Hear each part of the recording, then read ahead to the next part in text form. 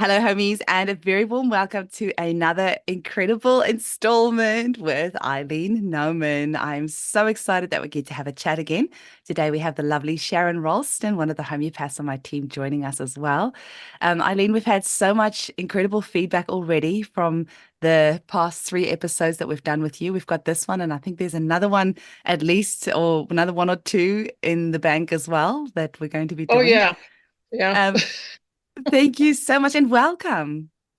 Well, thank you. It's good to be back. I almost feel like this is my second home. I see you every week, which is nice. It's I mean, the hey, I'm enjoying it. it's such a privilege. Thank you so much. I'm not going to take any further of your time. You've got another PowerPoint here for us.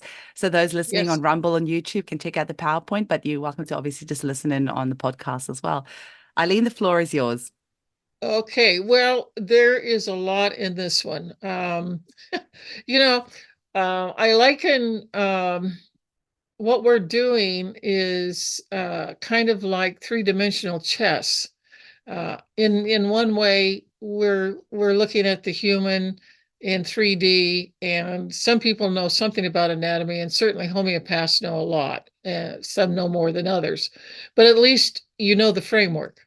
And then on top of that, I walk in here and say, well, there's an etheric template that is gold colored, and it starts out in the crown chakra up here, and it's the exact duplicate of the body, but it has to do with all of the anatomical inner things beneath the skin, like your nervous system, your digestive system, and so on and so forth, and all your organs and all your endocrine glands. And but you can't see it, and nobody, unless you're a metaphysician, or you are clairvoyant, uh, can see that golden shimmering outline of that template of our body, but it's like looking through it, okay? And you can see the aura, the egg-shaped energy around you also. Um, and I was just thinking today that, we're doing a crash course, quite literally. I mean, it took me 18 years to learn all of this stuff, thanks to my parents. And they were both clairvoyant, and they had been schooled and trained like they were training me up. And so I had 18 years to suck this up. And, I'm, and as you well know, I've been talking to you about this, Eugenie, about everybody needs to understand this, because all of our health starts out here and then comes in here. Whatever is happening out here, which goes back to losing pieces, or when we get wounded, when we get shock and trauma, it starts out here where we can't see it, but it continues to bleed down through the layers, through the fields, and into a particular chakra where the wounding took place. And then the chakra is blown, or the chakra, which is a round circle. It looks like a funnel. Okay, there's a funnel in the front and the back, like the heart chakra, the throat chakra. You got the brow chakra, the crown chakra, and so on. And no one realizes that our true health or lack of health actually starts out there and comes in. And again, the bottom line, the foundation is that it's shock and trauma that puts us in these out of balance ways. But it takes a while to kind of filter down. And so I'm trying to make this simple, but to me, it's like we are literally doing three-dimensional chess in 3D and 4D at the same time. So, what I want to tell the people who are listening is, don't feel bad if it's just overwhelming to you, because this takes some time to really go through it and to digest it. And if you don't have any anatomy or physiology, there's a really fun book, and I love this book. It's called the Anatomy Coloring Book. It was done by a U.S. artist, and it is one of the best books in the world for people who haven't sunk their teeth into anything that's anatomical, because everything we're going to talk about as far as the chakra goes, and the different layers and how they interact with one another, to create whether we're healthy or not healthy, or we have issues over here or over here. If they could just get that coloring book and get some colored pencils or crayons. I don't care. It's fun. I used it when I was going through my EMT training because they really put you through a lot of that. So just sit back and do what you can. Now, Eugenie, you got 3 handouts of mine, right? That we're going to give away free. Everything's free.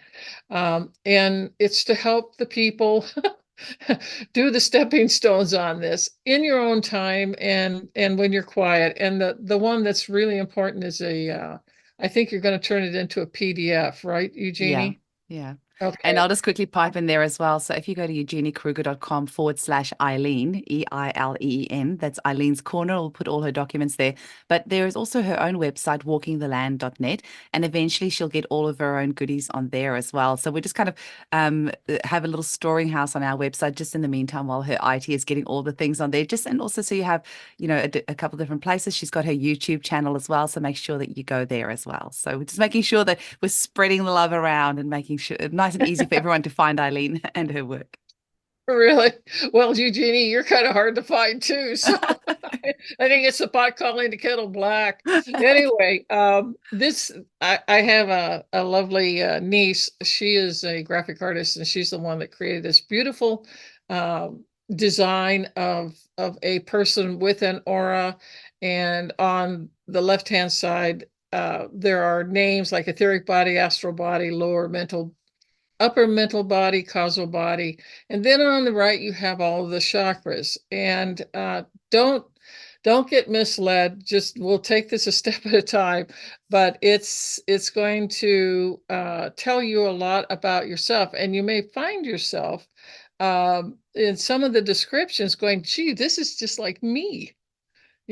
Or, oh man, I used to go through that. I'm not like that now, but I used to be that way. And it's like going through different chakras that have been, uh, I'm going to say damaged, but they can be slowed down. They're whirling all the time at a certain vibrational frequency. And I'm going to talk a lot more about chakras next week because people need to understand this. And because it is our bottom line with our health and with how well we get through this lifetime or not. So they're really, really important. But I'm going to touch upon them this week, but we're really going to go in depth and slower than this one. This one's going to be Mach 3 with its hair on fire. So the first thing you get to laugh at, that I always like doing funny things. This is my idea that I drew this. Okay, this is my fault. Anybody want to laugh at it, go right ahead. I drew it because I was teaching this a long time ago to my shamanic facilitators who were my students. And I just thought, gee, I got to do something. And so this is what I came up with. It's not the world's best, but it will do. What I basically want you to kind of hold on to tonight is that we have uh, chakras. We have 7. We actually have 9, but we're only going to deal with the 7 because they're in the body and they're connected with our organs in our endocrine system. And that's, again, we're talking health here. And so I needed to show something here, and I'm going to create a really nice do-it-yourself kind of graphic for next week, and everybody will probably howl at that one, but you'll really understand it and you won't forget it. And if you put your hand over a chakra, all right, like your heart chakra, remember we have two small little substation electromagnetic chakras right here, and you can literally feel them. You can feel either the hot or cold, or if it bumps up because it's swollen and there's inflammation. So this is my idea. And I just basically said the electromagnetic system that surrounds our physical body is composed of parts. And I says it's just like a car engine. It too has parts that must work in unison so that the engine turns over and starts. And I said chakras are shaped like a funnel, like your mom when she makes, bakes or cooks, she uses a funnel. That's the type of funnel we're talking about. It's very, very simple and straightforward. But they are on our front and on our back, and that's why this particular drawing, I know my niece is going, oh my God, she didn't do that. Did she? Did she really put that out there? Hers are so much nicer.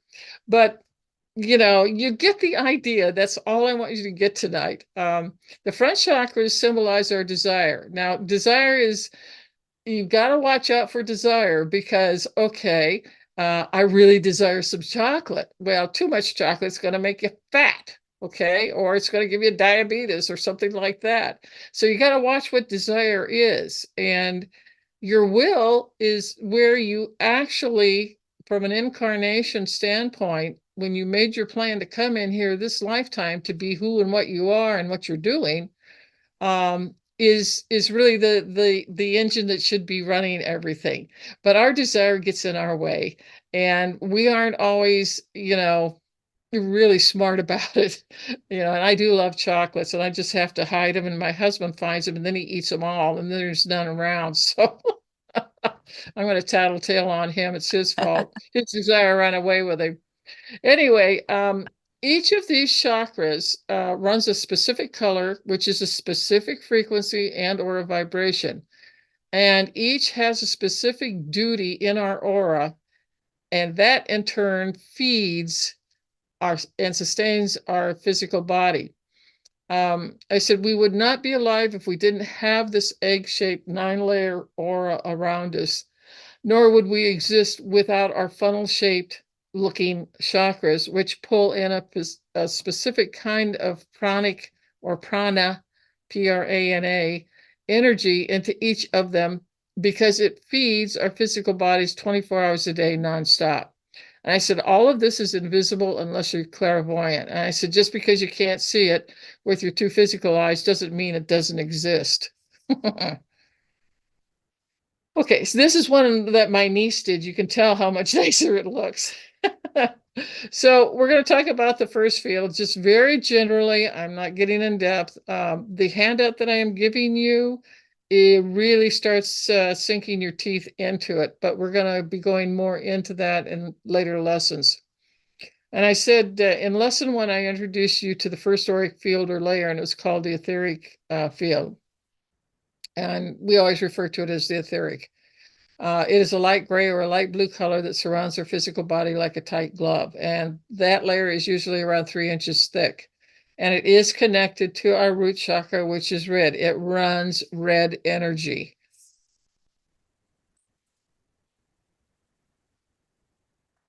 Okay, so the second field, or excuse me, lesson 2, I introduced you to the first auric field layer, and it's called the astral body or the astral field. There's different names for all of these, and I just am going to try and just keep it simple, even though I understand that different religions have different names for all these chakras. We're not going to get into that mess. There's just no way I'm going to go there. So we're just going to make this simple. I said it contains all the colors of the rainbow. It is our emotional body. If you don't understand, or if you don't remember anything else about it, it's where we put our tears and where we put our happiness. It's everything. And the layer is usually 3 to 4 inches thick. And I said it is connected to our sacral or navel chakra, and it's an orange color, which my nieces made the orange color. Okay, so tonight we're going to talk about chakras 3 through 7. And I said in lesson 3, I'm going to introduce these fields. And I had to have some kind of name for all of these, understanding that every religion has a different name for them, but we're still talking the same thing. We have the same fields. So I've named them here, but again, I'm just going to make it really, really simple. And what I tried to show, like, for instance, in the third field, which is, they call it the lower mental field. And don't think that it means that people are stupid, okay? Because when you say mental and you say lower, you think that, no, that has nothing to do with anything. Metaphysics doesn't look at things that way at all. That's why I don't like these names. They build pictures in people's minds that we really don't need. But the lower mental body is a light yellow color, and it's the third layer out from the physical body. The upper middle body, okay, is the solar plexus, and it's rather gold colored. It's not yellow, it's gold. And we had kind of a hard time trying to make gold out of that, but we didn't succeed, but you'll believe me.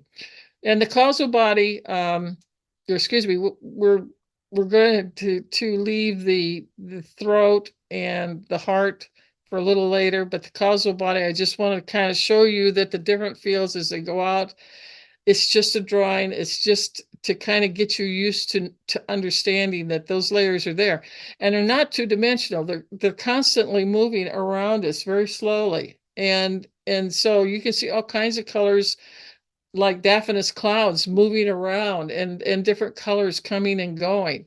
It's in a constant movement kind of thing. So this 2D doesn't really do it great, but it gets you the idea. So I said our aura consists of 9 fields or layers of energy, and they create this egg-shaped protective electromagnetic energy field around us. And I said every living thing has an aura. And I have so many people go, but, okay, because, well, I thought only humans had it. No, everything that's living, all right, has an aura. And that's what keeps them alive. Stop and think about this. I mean, you know, man is not the top of the pecking order. Trust me, like they think they are. They're not. So this is an invisible energy, and there is a wonderful book. If you want to get into chakras and really sink your teeth into some of the best information I have ever seen written by anybody, Carolyn Mace is a medical intuitive. She's clairvoyant. I've taken some of I took a 5-day course from her in San Jose, California. And she's an incredible being, and she knows those chakras inside and out. And it's the best 21st century or 20th century that I have ever had someone talk about the chakras like she does.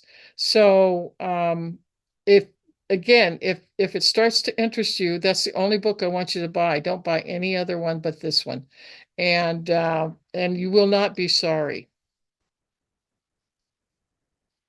Okay, so here's the lower mental body. Okay, this is the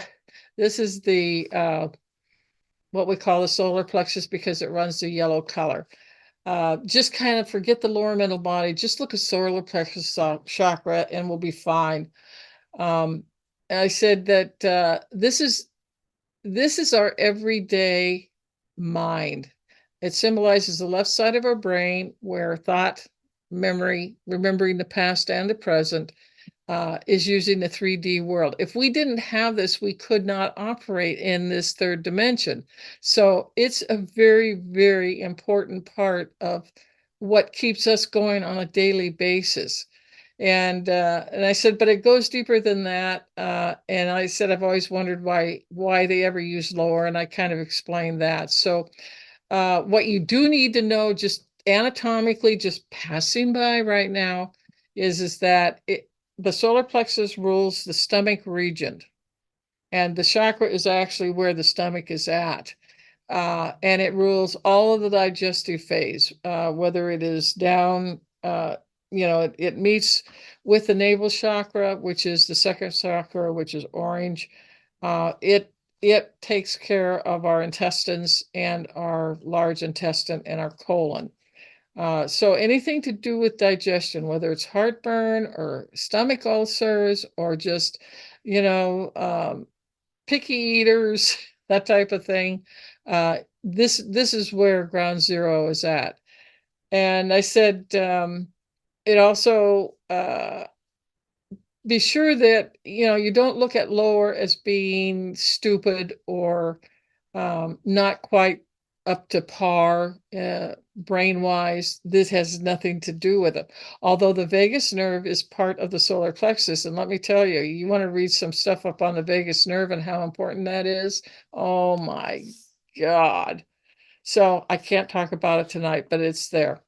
Okay, so the first 7 fields of the aura are connected to a specific set of chakras, and chakras in the Hindu religion is called a wheel of light, and they are light. They do stand out, and when you feel them, you can actually feel the vibration of what they're spinning.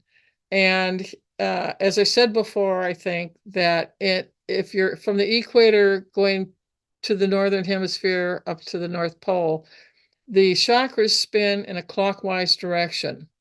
but from the equator down to the South Pole, it is counterclockwise.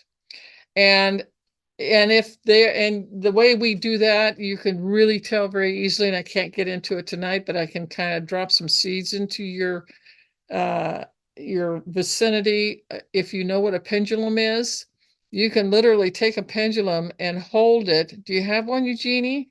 I see you reaching for something. Oh, let's do a show and tell. I love that. What, you got it in your purse? Oh God, Sorry, I it's just had too fun. myself on unmute while I was looking for it. It's so cool. Okay, right. Okay, so the way that I would always train my shamans is I would show them how to use the pendulum, and to show them where their chakras were at, and to hold it at a certain so many inches away. And it's either going to spin one way or the other, Mm. or if it doesn't spin at all, it means that that chakra is closed down. Or worse, there's etheric dross in it and it stopped it from spinning, which is a very bad sign, and you're going to have some health issues there. Mm. That's all I could say. So we use the pendulum because most people are not clairvoyant and can't see the spinning, and they can't look into it and see what's going on and whether it's spinning the correct way or not.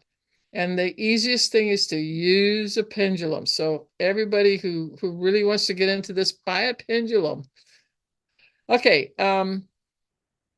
So I said that Oh, they're sorry. called. I'm Sorry, sorry. Go Eileen. I ahead. keep unmuting myself and then forgetting you can't hear me, just to make the editing easier. But so we're here in the southern hemisphere. So you're saying we're going anti-clockwise, but is that as I'm looking outwards, it's going anti-clockwise, or is that if you're viewing the person from the outside that it's sorry, that's a really like No, I mean it literally, if you hold a pendulum over your heart chakra or yeah. your solar plexus, okay, and you hold it about 3 inches above it and just hold it real quiet, it's going to start moving counterclockwise because you're in the southern Ah. hemisphere, okay? But the chakras itself though, so I'm trying to kind of visualize it. So you're saying it's this funnel that's kind of going out, but then it also goes round, right? So is that No, no, no, no, no, no, no, no, no, no, no, no, no. The chakra is a funnel and it stays right where it stays very close to the body. mm, Okay. And that's why I say put your pendulum about 3 to 4 inches above your body, above that chakra, and okay. the chakra is right there. Mm. Okay. They're all in a line. They don't move around. Okay. Are they Unless you want to spinning work at on, all? pardon? So that they're spinning though, or is it I'm getting myself confused here. Yeah, okay. Let's say this about chakras. Um, in the southern hemisphere, they're counterclockwise or anti-clockwise. In the northern, they are clockwise.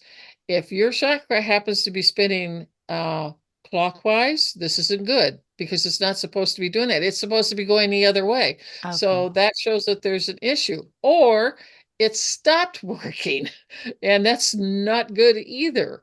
So this is why you want that pendulum. And a lot of times people with jet lag, when they go from the northern hemisphere to the southern hemisphere, which I've done many times, oh my God, your poor chakra fields just it's a shock to them, okay? Because they're in a very different energy pattern in the southern hemisphere rather than the northern. And that's all I'm going there tonight, okay? Okay.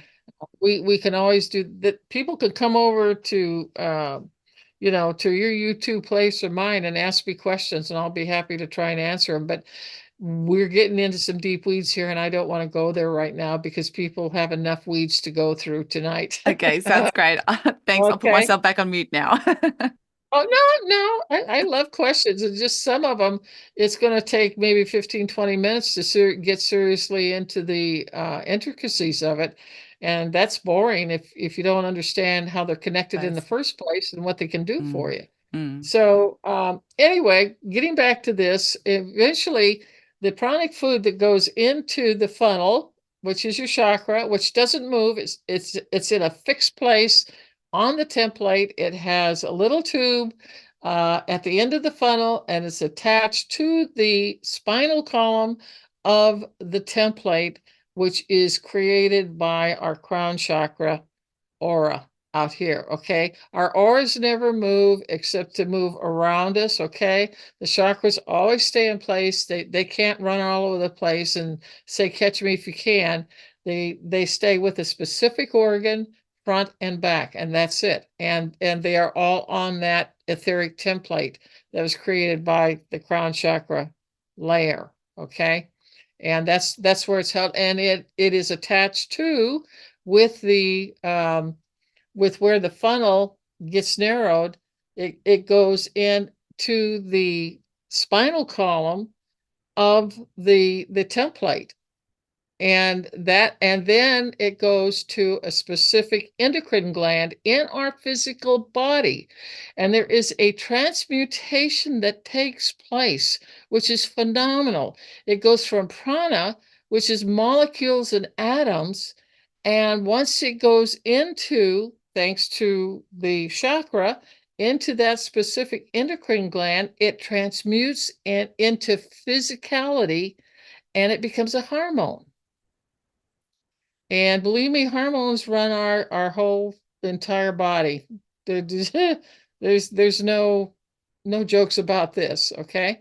And that's how we get fed. That's how our physical body gets fed, is by these chakras. So they are the absolute front soldiers, if you will, of health or lack of health in our bodies. So anyway, in this one, the solar plexus, which is, the stomach digestive area, front and back, the chakras deal with the yellow vibrational field of energy and is also being thought of as mental or mind energy when you think about the color yellow. But, yellow has a lot of other things. You think about yellow as like sunlight. Sunlight is yellow also, and it's beautiful. And so it's more than just mental mind. And I said clairvoyantly, there's a prominent yellow crescent shape, literally over the head of everyone. You can see it. It's like a curved that starts about right where your ears are, and it comes up across your head, and that is your mental field. And you can see it, if you can start seeing the etheric with your two eyes.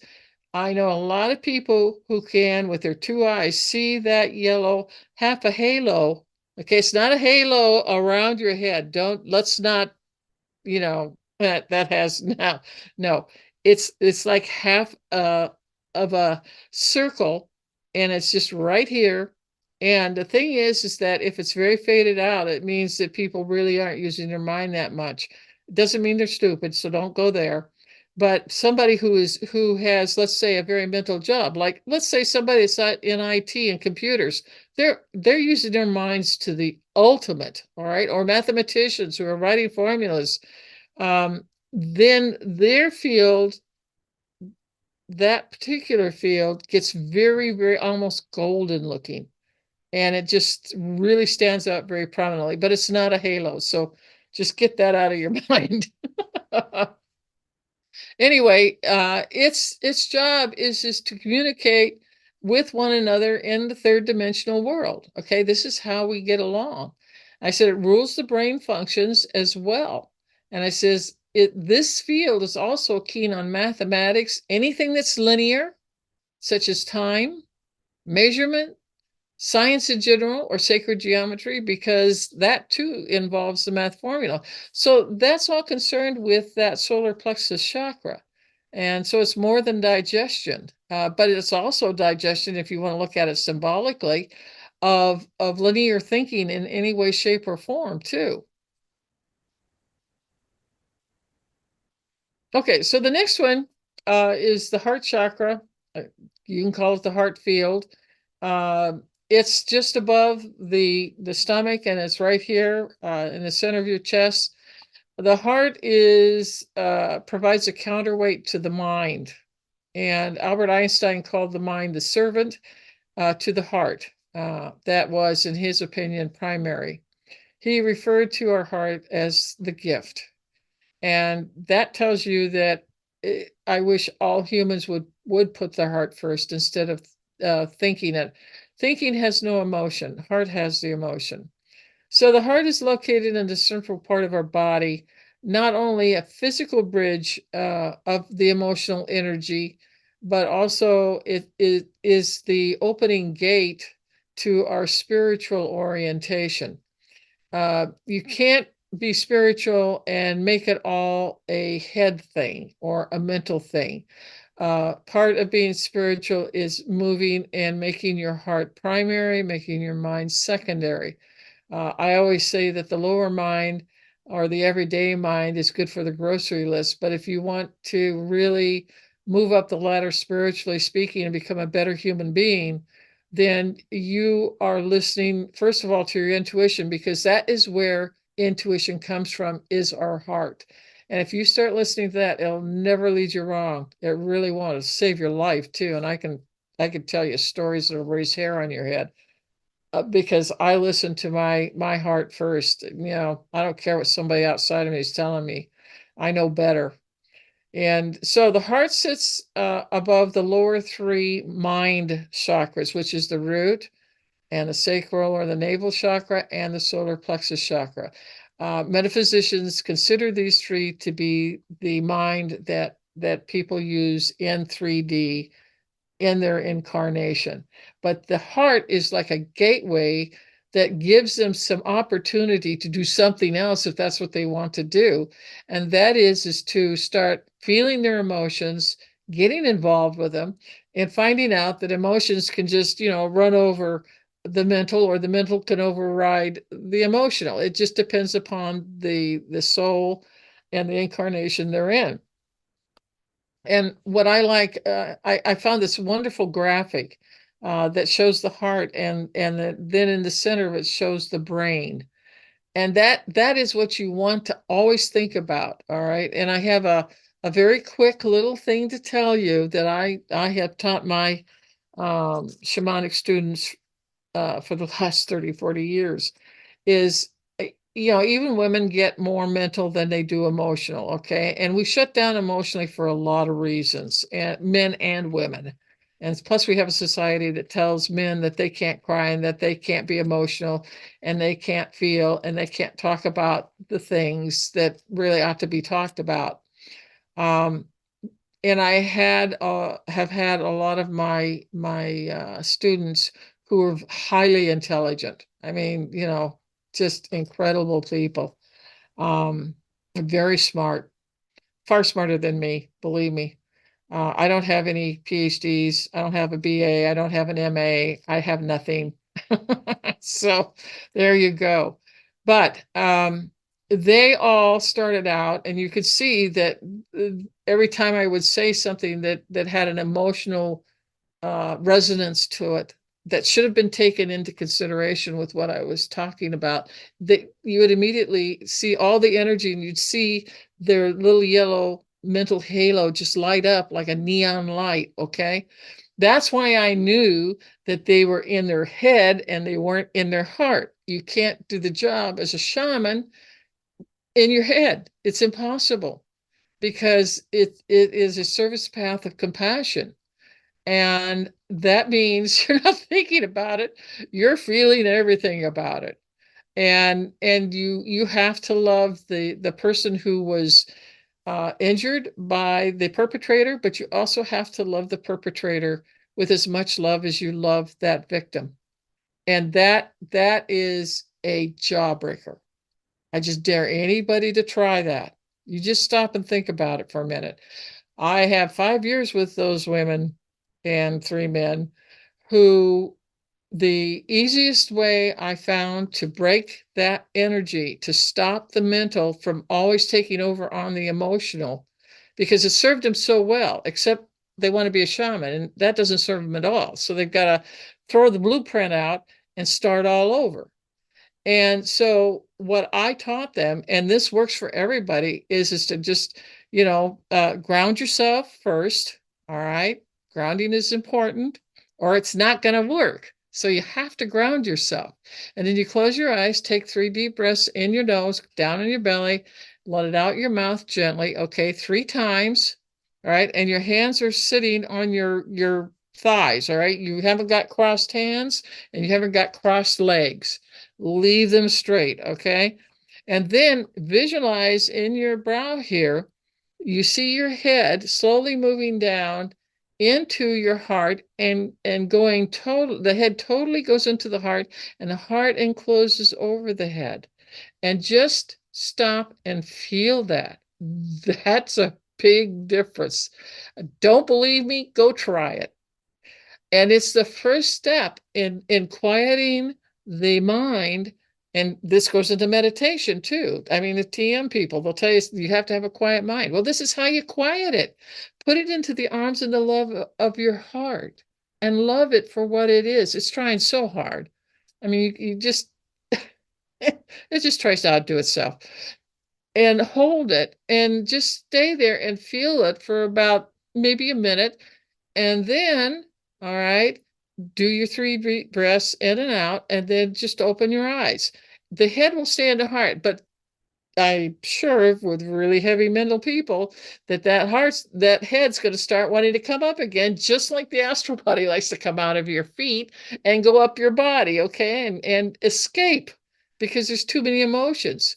So, but the head heart is one of the most important things you can do as a human being. And you don't have to be a shaman to do this either, but you do it for yourself. And you start finding, my people found it would take about 3 months for them, sometimes 6 months, depending on how heavy the mental activity was. You don't want to think it, you want to feel it. And at that time, their lives began to change very markedly and in some very soft, kindly, loving ways that they never before had any experience with. And so it took them several years, of doing that daily. When you get up, go potty, first thing you do is sit down, ground yourself, do the head heart, and you're ready for the day. Okay? As a better human being, because you've involved your heart, you've involved, the kindness, your generosity, a smile for somebody, or saying a kind word, or saying, hey, I really like that scarf you're wearing. It's really beautiful on you. It's not a lie. It's just going out of your way to help someone else who's probably having a hell of a bad day and they're struggling just like you are. And when you start understanding everybody's struggling, you're not going to do any judgments. And being a shaman, you can't do a judgment at all. So, I mean, that's another bone to pick on. Okay, so getting back to the heart, the brain is in the heart. This is the thing about the heart chakra I want you to get tonight. And I said that the mind is a robot. It has no feelings. The heart develops our riches, every human emotion, good and bad, all right, that we learn about in each incarnation. At its finest, the heart and the emotional intelligence. And, finally, even the patriarchy admits, there is such a thing as emotional intelligence. Yeah, I'm one of the smartest people around because I listen to my emotions. I don't try and counteract them. I don't try to throw them out because, it's like a little intuition or a little voice coming in. No, chase it down, find out what it wants. Okay. That gets stronger and stronger the more you do it. So, that's something that you learn in several incarnations, maybe 10 or 15, who knows, maybe 100. But I said kindness, compassion, generosity, support of self and others, creativity, intuition are just some of the riches, that we are going to embark upon because, like I said before, the heart is our door to our spirituality, period. And how much does that mean to some of you? I know homeopaths, I know a lot of homeopaths, not all of them, but there's a goodly amount of them who are deeply, deeply spiritual, okay? I mean, there are things driving them spiritually in everything they do. We want that. That's a better human being. And it all starts with the heart. So let's move on here. Okay, I said, and once the lower mental body or heart field allows itself to tippy toe over into the watery emotional heart, it will find a welcome and it will be loved, and regardless of what science says. And I said, socially, and this is for the men, not the women. The men have really gotten dinged down here too by the patriarchy. It isn't just the women. I said, men are taught not to cry, not to show their emotions, or and then it becomes what I call, and what society is now calling toxic masculinity. I said that is a societal created lie made up by male patriarchy. And I said, energy wise, the man has the same way to reach his feelings and emotions and intuition via his heart chakra associated with that particular field. If he would only do the head heart every morning, it's going to help these men get out of this entrapment that they feel like they're in, and they are. Energetically, they can sure feel it, but nobody's giving them an out. Nobody's giving them a way to help open that door and escape and find out how much being a human is better than what the patriarchy gave you. Okay. And I said, men are particularly trapped by the heart, which is, right brain dominant in women. Men are left brain. And I said, science and mental pursuits were king of all things, that only it could rule and have wisdom. But the Queen of Hearts disagreed with that lopsided, imbalanced socialization males were unfairly branded with. And I said, she knows we all need to be loved, nurtured, protected, and supported. I said, the mind can't do it at all. I said, but the emotions sure can. And I said, and as we move from the mind is king into the age of Aquarius, this particular societal disease that has harmed both genders will start to dissolve once and for all, and it can't be too soon. I said, the heart is primary, the mind is nothing more than a servant. Love and peace over hate and war. Take your pick. Okay, so the throat chakra, this is right here, all right? And you can literally hold your two hands about 3 to 4 inches, 3 inches away, and you can move them up like this, and then you can move them down slowly and push your hands out, and then flick your hands, because you've pulled a bunch of what I call dust bunnies, which is positive ions, out of your aura, which is good, okay? But you can literally feel that heart chakra if it's working. It's one of the easiest areas to work with, and it is, it is a spiritual gateway, literally. Once you've decided that you want to become a better person in the heart chakra, the real test for learning about spirituality is in the throat chakra. It is a blue color. And it is also these chakras, the heart, the throat, the brow chakra, okay, are connected to the crown, and they all work together in concert to help us in a spiritual way to become better people. And hopefully, as we do, we're going to get more and more metaphysically opened as a result of that. Now, there's lots of tools in the right, and it doesn't say that everybody's going to be doing the same thing. It's whatever you need for this incarnation. In my case, mine was clairvoyance, but I don't do a lot of other things that other people do. I mean, for instance, psychometry. Psychometry means you can hold anything in your left hand, okay, because this is the energy coming in, and this is the energy going out in the right. Hold it in your left hand, and a person who has psychometry abilities, which is, again, metaphysical, they can literally see like a movie screen across their head, and they can see everything that this thing is and what has happened to it, what the age of it is, and what is its importance, or what is its value, or what does it do. Now that's psychometry.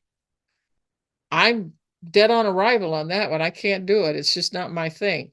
And so you'll find as you get into the throat chakra that you're going to start defining what interests you. Okay.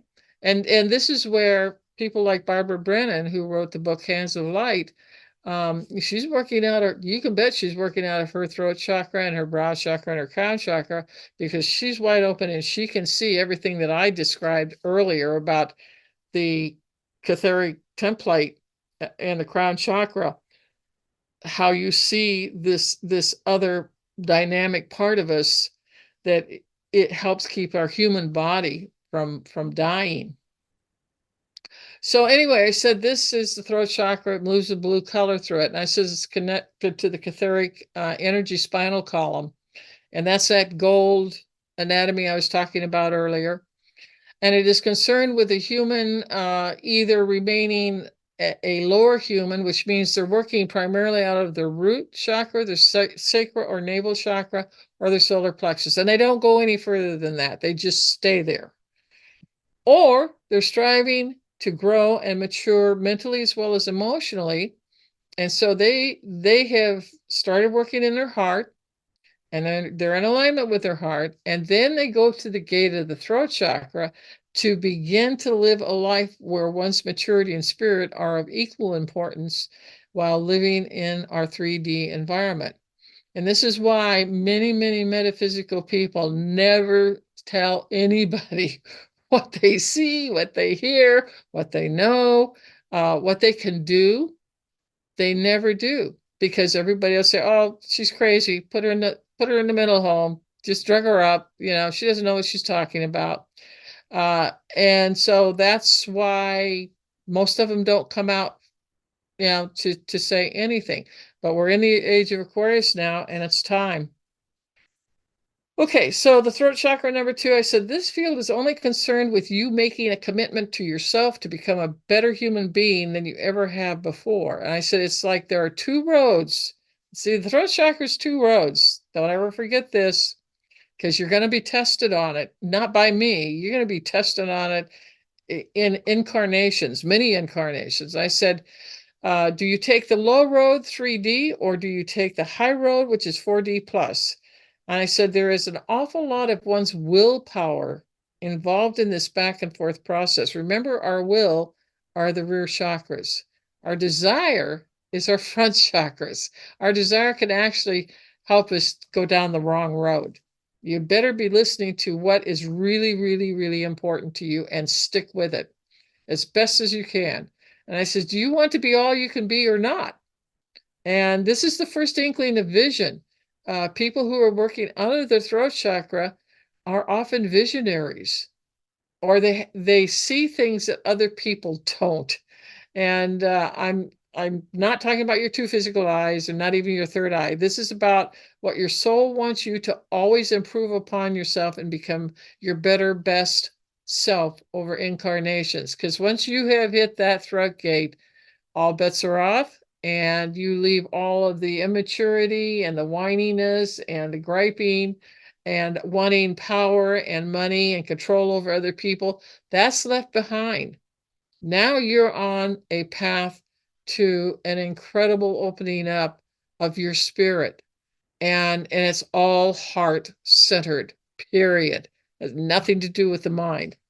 And I said, if your desire / will get into alignment, which is what we want, I said, you may end up in an ashram, practicing yoga or meditation, following your own intuition and your heart energy, and you find yourself opening up much like a bud on a lotus flower beneath the heart's healing light of the cosmos. And I am not joking on this one.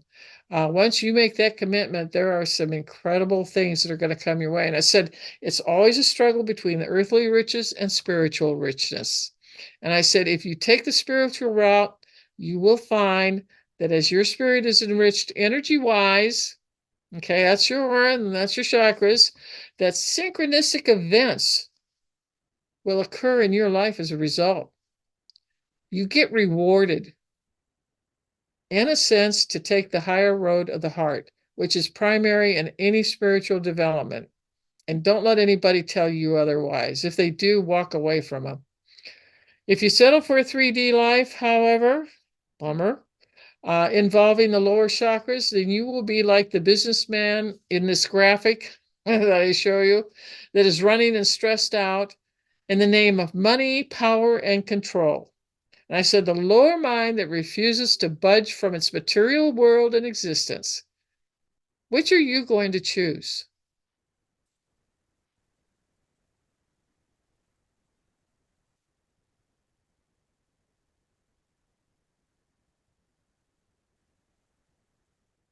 Okay, the causal field, the brow chakra. This is a biggie. This is our third eye. It's a sixth field, and it's also known as the karmic field or body. And by karma, it doesn't mean that the plan that you put into place uh, before you incarnated into this 3D world to learn what you have to put in motion. That's the karma. It doesn't mean you did something wrong. It just simply means that's what you're putting into motion. And it isn't all roses and flowers, folks. I mean, ask anybody who lives down here, they're going to die laughing over that one. It's hard. It's hard, hard work. And I says the soul learns by living in 3D and making a whole lot of mistakes. Every day I make a mistake or more. And I said, in this case, karma does not necessarily mean you're going to pay for something that you said or did to someone else or harm them in some way. I said, instead, it is a plan that you wanted to learn and you came into this lifetime and mapped it out for you to follow that path. So you got nobody to blame. Whatever has happened to you, you set that plan in motion. That's not karma. That was your educational process that you came in to learn from. And we all get tasked with the same thing. I don't care how spiritual or not you are, it doesn't matter. And I said, this template of energy is created within your causal field. And this is the brow chakra here, your third eye. And I said, as you birth and are surrounded by your aura, this template is fully activated energy-wise. And it will take on your plan's energy and ensure that is the path you will walk in this given lifetime. That's pretty cool. And I said the brown chakra moves in lavender, but I have seen brown chakras that are purple, and I've seen them indigo colored. And indigo to me is the highest spiritual level of the brow chakra from what I can tell.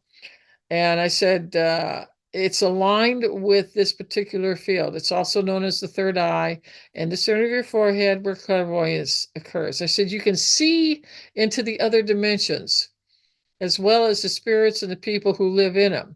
Now, this sounds really high powered. I know a lot of people think wow, this would be really cool. No, it isn't. Once they know that you can hear or see them, okay, they come in droves, they will encircle you and they'll want to talk to you. And you got to tell them no. You don't need that kind of interference because that is going to pull you away from your focus of what your incarnation was. So while it's fine to be clairvoyant, you've got to be picky about what you do with it. I mean, you get some really crazy ways. This is a high-powered metaphysical ability that is part of the brow chakra's skill set. It's about the clarity of knowing who you are, that you know right from wrong, that you can delineate between people still stuck in 3D, remember the lower three chakras, and grow spiritually and develop the other set of tools instead stored in the right hemisphere of everyone's brain. It's up to you. All right. Nobody can force you to do this. This is a gotta wanna. You literally can go from living a 50% life to 100% life at this gate or portal, which is the brow chakra.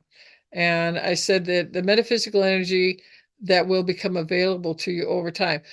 Normally, it's better that you don't blow what we call blow open. When you blow open a chakra and it's wide open and it's spinning, it's usually spinning too fast because it needs to slow down.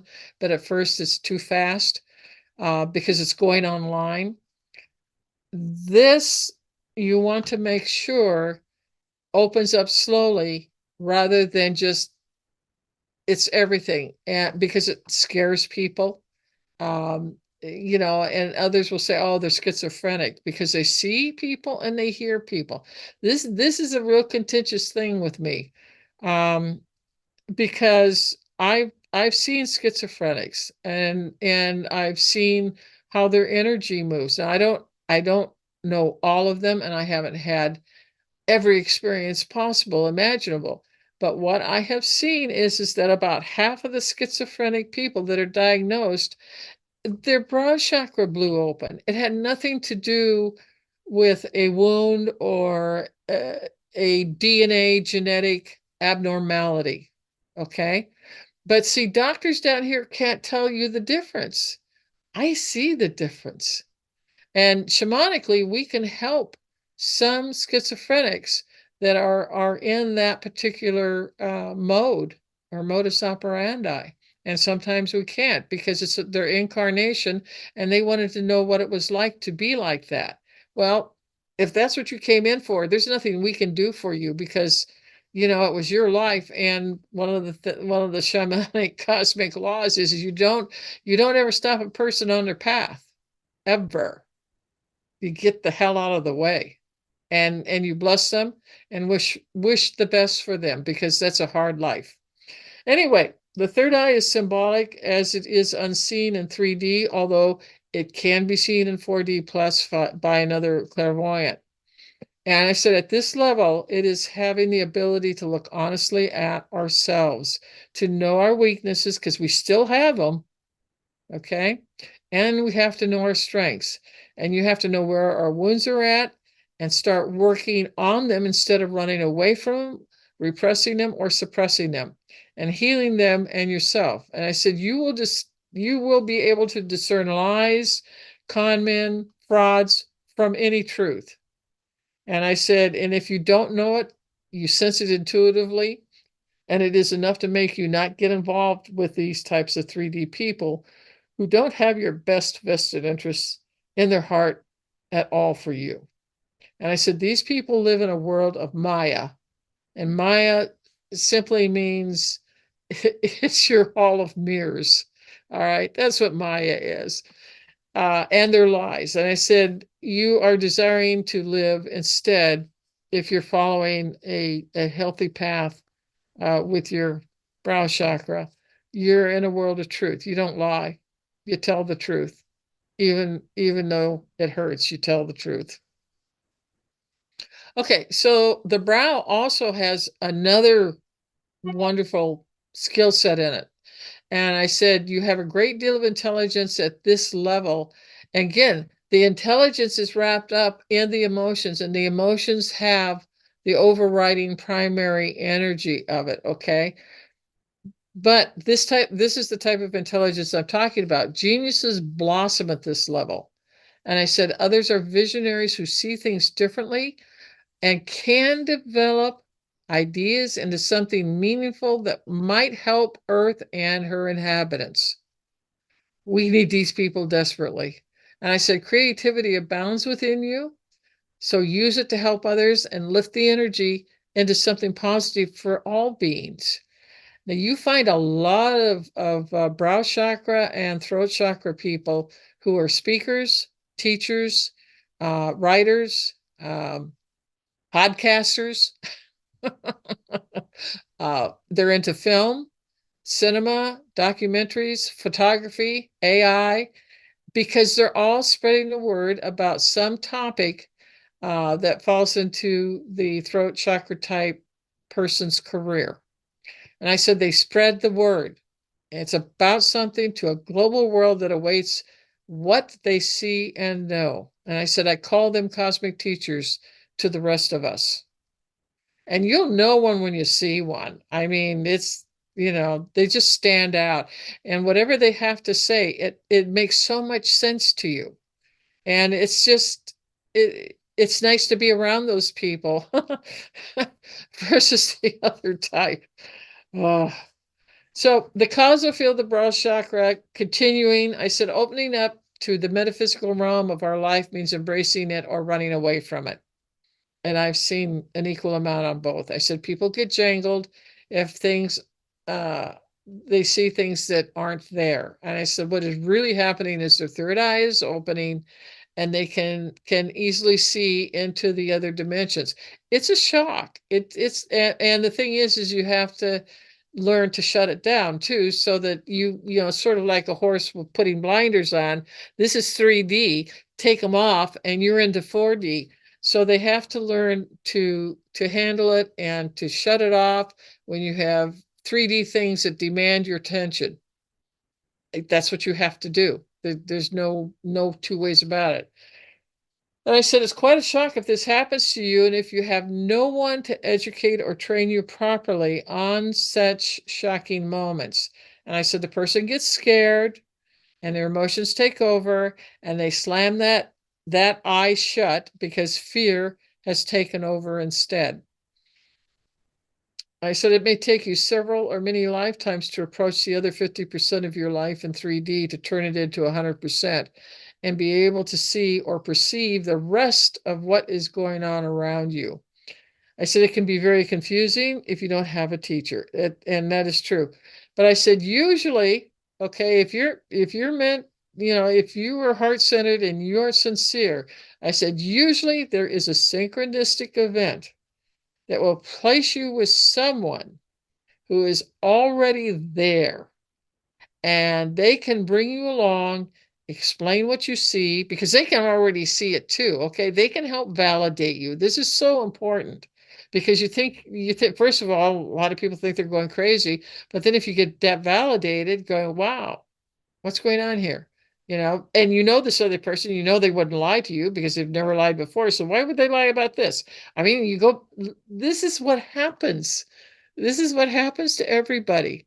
And it's okay, but don't let the fear stop you. Just kind of hang in there. I had some great teachers, great ones, and they all helped me along.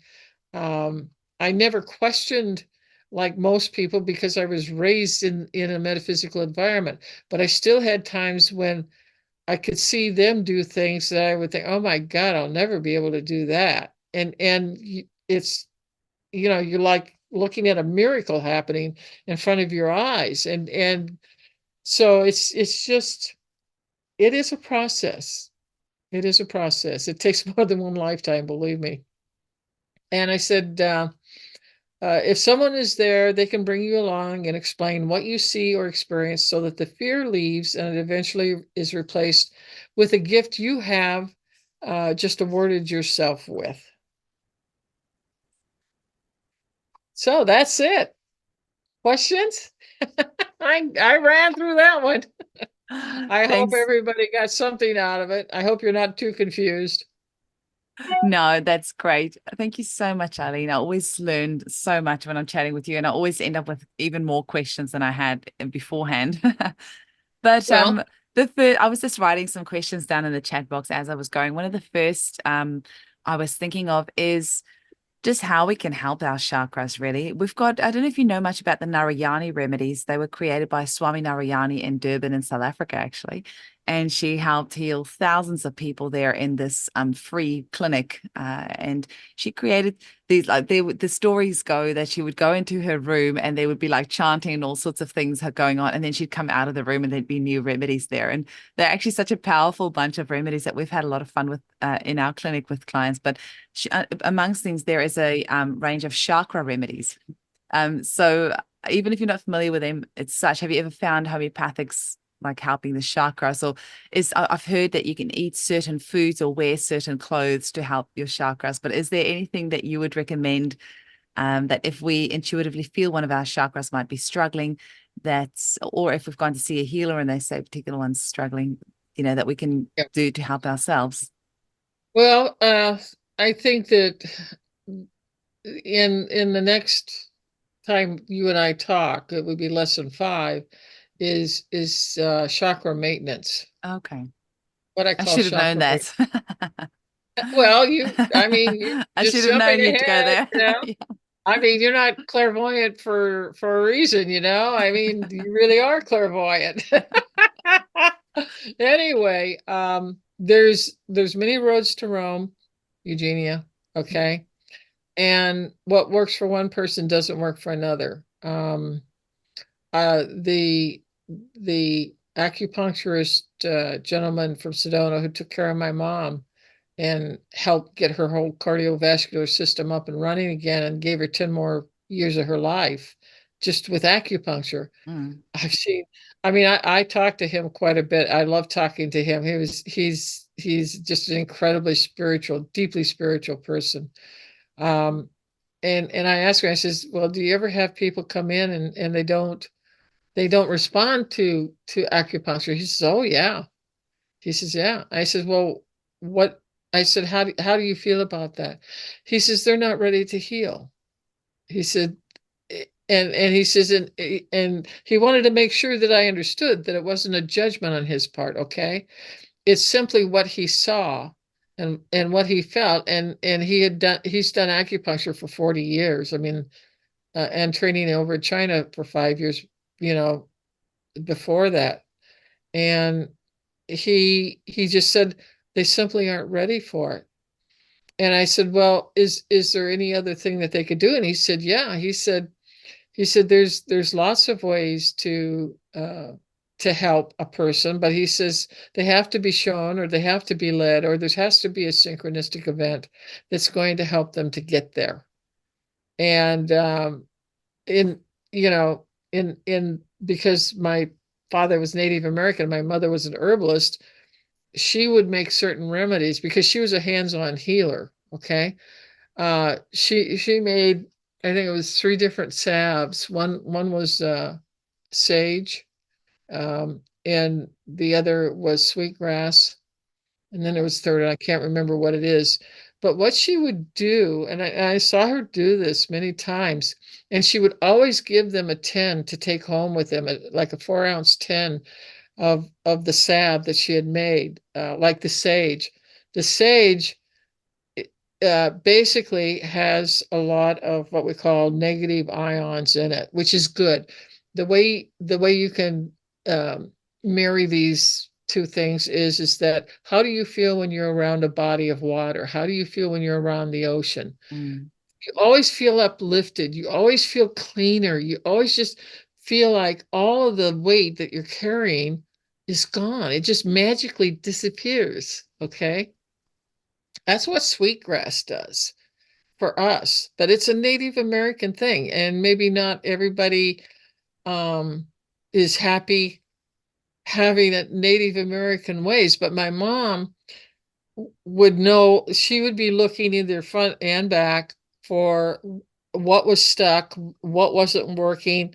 If a chakra's closed, there's many times in a lifetime where a chakra will be closed, and it's off limits to the person, okay? Because they're simply not ready for it. And usually it's the upper ones that are closed. But the lower three are almost always open. But she would use the sage salve and just, put it on the front or the back, wherever there was, I called it sludge, but she didn't, that was slowing down the chakra. Okay. And with positive ions. Positive ions are like dust bunnies. Okay. When you you dust your house and stuff like that, that's positive ions. Sage, our sacred sage, no matter where you live in North America, there's sage, okay? And whatever the sage is for that area, that's sacred to that Native American nation. And they would make a sage uh, salve out of it and rub it, okay? And they would rub it, if it was in the northern hemisphere, they would rub it clockwise on it very gently, and then give the person the tin of salve to take home with them, because it has negative ions in it, and it literally will pull out the dross and the stuff, the blockages that are stuffed in there. And then the chakra can begin to turn and go faster and faster and faster. My mom would usually see them in 2 weeks, because that's usually what a 10 lasted. And they would be so much better because of it. But, if you're not of a Native American mindset, there's got to be something else out there for you in another form. And that's why I love homeopathy. There, you don't have the guardrails that you get. If you're Native American, you use certain things, okay? And African people have their own means and ways of doing things, and it works for them, okay? But homeopathy, just in my personal opinion and experience, can do all of that, and that, taking the correct remedy will open up that chakra that has too many positive ions in it, and starts cleaning it out and gets it to work. I've seen that time and time again. And again, it's the well-chosen remedy. Mm. So I think that there's a lot of different ways that people can use things. And I know, I don't know. I've had people ask me this. Is there a special homeopathic remedy for a chakra? Okay. There probably is, but I don't know what it is. Cool. And even then, with my knowledge about chakras being what they are, which is I limp along because I'm not a hands-on healer, and a hands-on healer knows them super well. I don't because I'm a shaman. It's just a very different path. I know enough to be dangerous, but I also know enough to be honest about it. That it just depends upon the person, and if it's time for that chakra to be opened up or to be healed or to be replaced. Now, I have helped, I've seen my surgical team of spirit guides totally remove a set of chakras from a person's template and put in a new one. The first time that happened, my mouth dropped open. And I said, how can they do that? And they did it, and they knew how to do it because they're trained up to do it. I just watched, my mouth was still open. But they put in an entirely new set of chakras in that person's template to help them, because in their incarnation, they weren't supposed to have that happen, but it did because somebody made a mistake and had a bad car accident, and there it went. Okay, you destroyed, you know, one of your chakras, and and so they'll replace them. There's that too, and it's like a miracle. So there's just, I have different ways, and I'll talk about a lot of them next time so that people can try them. But I do recommend everybody get a pendulum, okay, and get a small book on a pendulum. There's not one I particularly recommend. Maybe you can, Eugenie, um, to that teaches you how to use it and everything. But I'm telling you this straight up: if you do not ground yourself, you're not going to get real time, actual information that's going to help you. Okay. It won't work. It will not work. So that grounding is just, you know, the basis of everything. So does Uh, that answer your it question? it does. It does. I have just was going to ask you, said animals and plants obviously have auras as well. And actually think you said, did you say they have chakras as well? They do. Yeah, And absolutely. Just like us. Yeah. but the same amount of levels, or do they have less or more?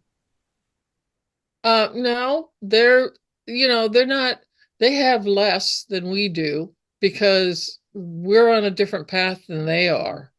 And every path is different, but usually there's three or four chakras, depending.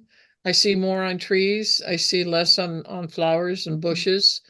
Um, and gosh, the rocks are so old. They're billions of years old in some cases. But they might have two or three chakras. It just depends.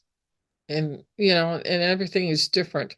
Mm. But they all are surviving. They're all living. I mean, I talk to rocks all the time, and I'm yeah, there's a good one that can put me into the mental home. Oh, I talk to rocks. Yeah, and they talk back to me. You want to know what they said? No. Rocks have taught me a lot, believe me. They're Mm. they're amazing. And they're big time healers. Uh One of the things that I'm going to be talking about is quartz crystal. Just an amazing healing tool. That's Just so cool. amazing. I was thinking about the other day, maybe I have too much empathy. I don't know. But as a child, I was that kid that always felt sorry for my toys if I gave one toy a bit more attention than the other toy, or I wasn't able to talk to them enough that day, or all that sort of stuff. But same with my crystals. I've got this gorgeous amethyst sitting here next to me, but I've wanted to use it with the healing in my clinic, just sitting there. But I feel sorry for the crystal taking on all these people's healing. Or actually, I've got a huge shungite, and sometimes I'll just sit there if I'm trying to just get some of the EMFs of the day off, and I'll just sit there with my shungite. But then I'll feel sorry that this poor shungite is taking on all my EMFs and all my shit of the day. Yeah, but that the shungite's whole path in life is to remove dangerous energies around human beings. That's their job. Okay. And they knew that going in. And they're very good at it. And they do transmute it. That's just like, when the prana comes into the chakra, and then as it moves through, it goes eventually to one of the endocrine glands where the prana is actually transmuted into a hormone. Okay. That makes I sense. That's mean, so the shungite isn't hurt at all, okay? Um, what I do with my shungite is I put it out in the sunlight for an hour or two. I'll put it up on the railing um, in the back of the house where the dog can't get it.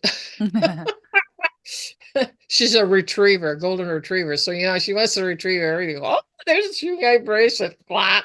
And she go running around with it, prancing, going, look what I got, look what I got. She won't chew it, she won't eat it, but she retrieved it.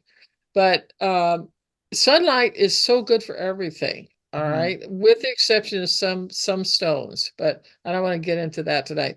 Um, but uh, the shungite can re-energize itself with sunlight and moonlight, as all stones can. Mhm. There is, some of them you don't, for instance, like that amethyst of yours, Mhm. don't ever put it into direct sunlight. Ah. It will fade the purple away to quartz crystal translucence, and you will lose the purple. Oh, that's interesting. Okay. Okay. Yeah. Always keep your amethyst in a pouch, okay? Keep it away from sunlight. Don't wear it out in sunlight.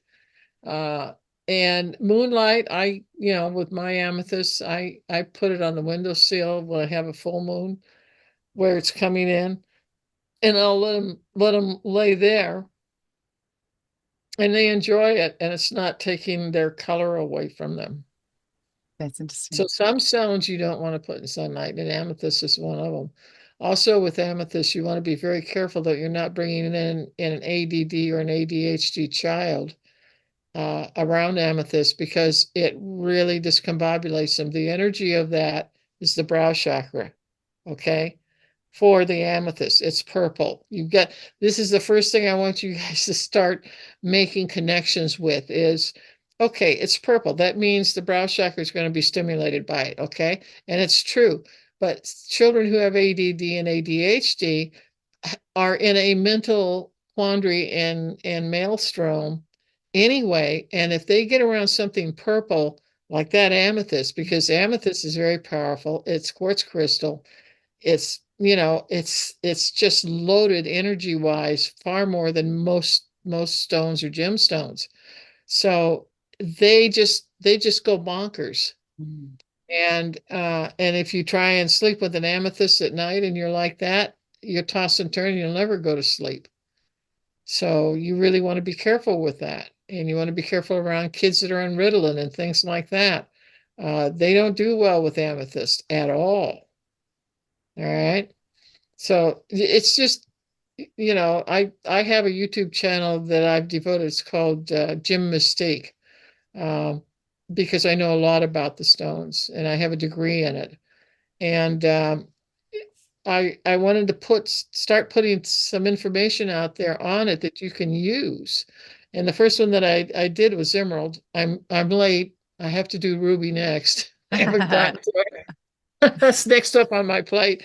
But you know, because I trained in with Oceana for 3 years off and on gemstones and quartz crystals, she was just an incredible, miraculous, wonderful, brow and crown chakra teacher. She just knew it all and was incredible. And she passed on what she knew, which I think is very, very important. It helps the rest of us. Um, but she would tell all kinds of stories about these stones and which ones you should or shouldn't do this or that. Like for instance, you don't want to use azurite, which is a copper mine stone, and it's blue and it looks very beautiful and scintillates and looks very, very pretty. but it is so highly poisonous if you put that in water. Um, I remember putting my goldfish. Somebody gave us an azurite and we didn't know it. And I think I was only 5 years old at the time. And I put it into the water of this little fish aquarium we had, and it killed the fish. I cried. I Oh. just felt so horrible. But I didn't know at that time that azurite has copper poisoning in it because it comes from a copper mine.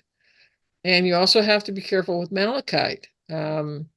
It is also a copper mine stone too, and you have to you know think about these things. Although I will say for malachite, it's very good for people who have rheumatoid arthritis, in particular, to wear a small stone in their left pocket because it's going to pull the energy of the stone into their entire aura. Mm. Okay, and it begins to circulate, because copper they have found is helps rheumatoid arthritis or osteoarthritis.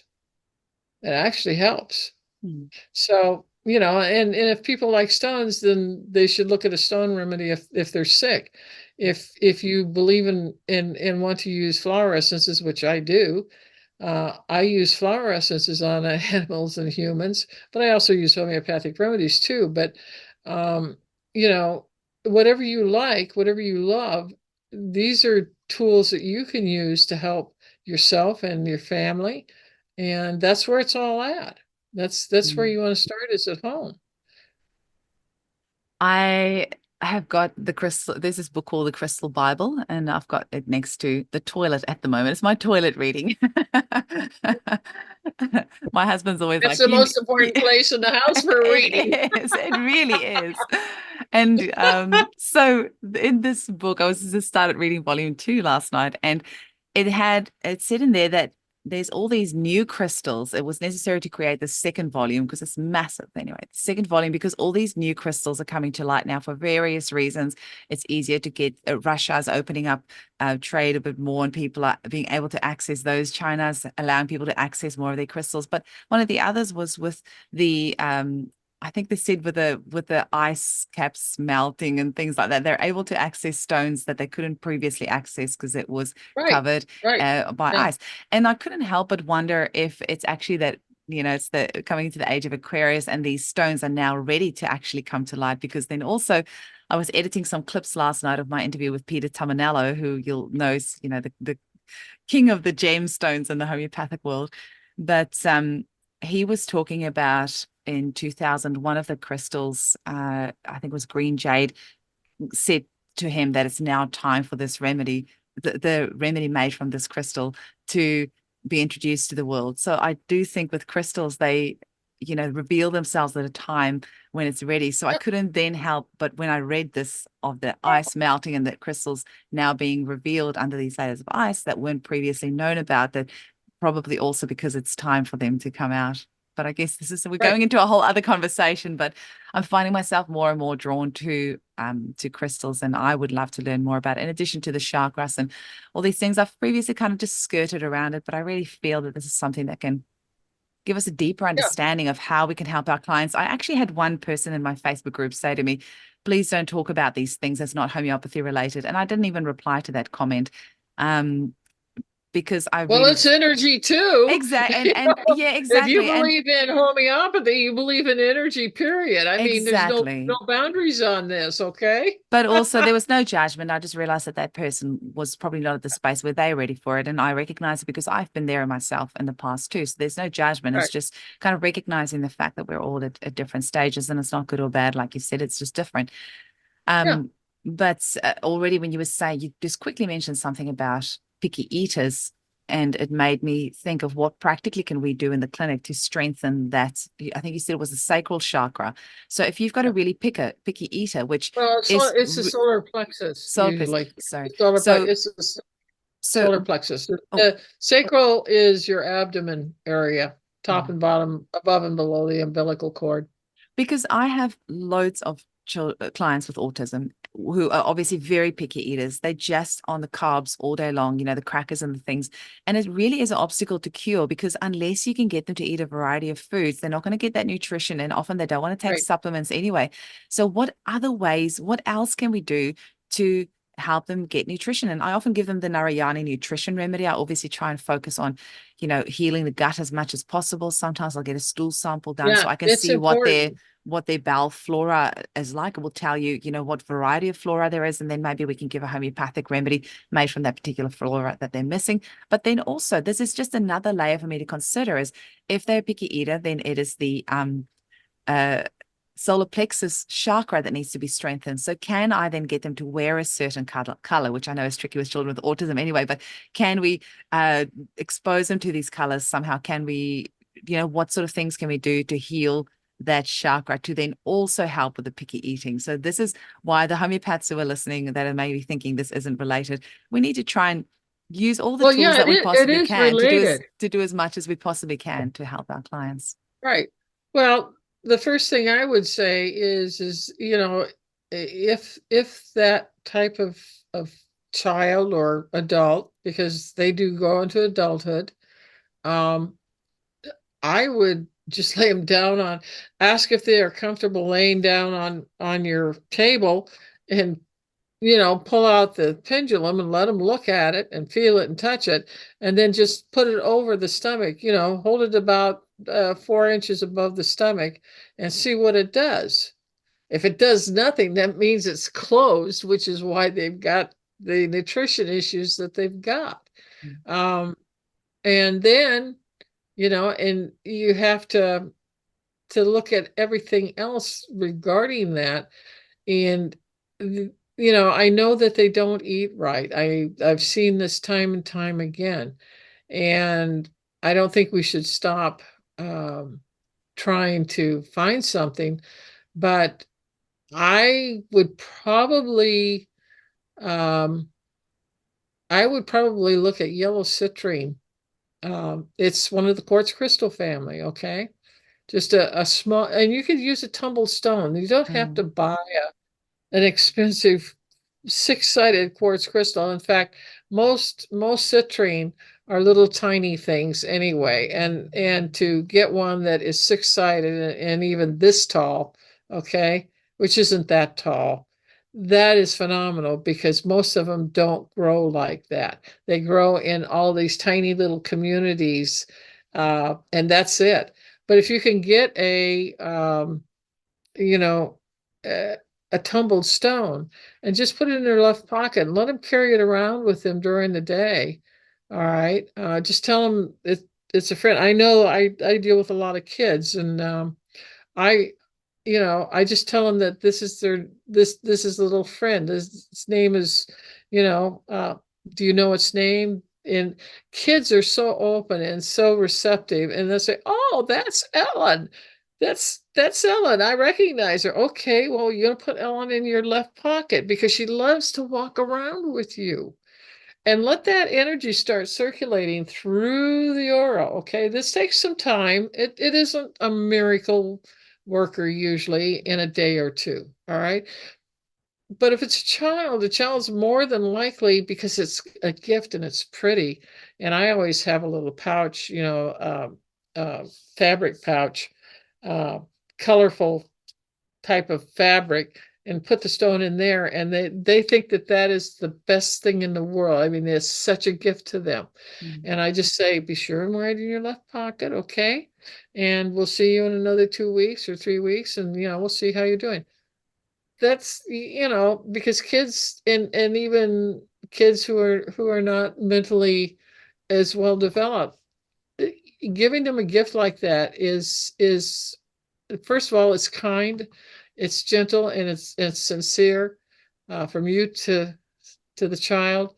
And children are so open, and I don't care whether they're mentally all here or not. They are so open. Mm.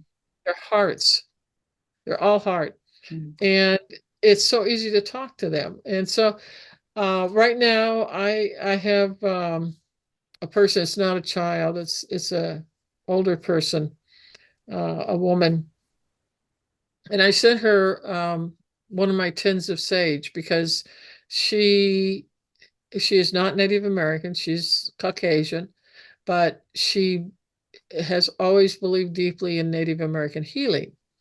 And she was having a lot of belching, heartburn, this type of thing. And I told her, I said, just, put it on, before you go to bed at night. I said, now when you make a salve, it's made out of the comb of the honeybee. Okay. It's a wax. It's not a grease. There's a difference. And so you just need a little bit of that and just, rub it over the area and see what it does for you. And within 5 days, she came back and, said, it's all gone. I don't have the burning in there anymore. It's just, and all the sage did, the salve was clean out the chakra so it could start working again, or it start Mm. at least moving faster than what it was, so that the digestion could be, brought up to speed more than it was, which is why, the esophagus, that little valve that's there, isn't shutting like it should. And that also has something to do with it. It can be a Mm. weak valve, weak flap. And I've seen Sage do that. But this, again, these are people who believe in that path and it works for them. And that's what will heal them. And so, I mean, whatever you have down there in Australia, I know you have a lot of beautiful flower remedies by different flower essence companies. Um, there's got to be something down there. And maybe what you need to do is widen your scope or whatever, or just tell your chief guide, look, bring somebody in who can help me on this. Mm. I need it from Australia. I need it from where I live, because there's an old saying in the United States that wherever you live, everything you need to keep yourself healthy is right around you within a 5 mile radius. Okay. And I find that to be true, Mm. because in every place there are different herbs, different flowers, Weeds. that can help us, Mm. and different stones. There's different stones and different types of, I mean, is it a metamorphic area? Is it basalt? Is it sedimentary? We could go on and on all night. I could tell you lots of stories about that. Maybe you just aren't living in the right area. I mean, there's that too. If you're a water person, you love the sedimentary areas. And if you can't live by the water, at least you want to be where the sedimentary uh, was, because it meant that it was under the ocean Mm. and then it uplifted after millions of years. Mm. But that energy is still there. See, this is the thing.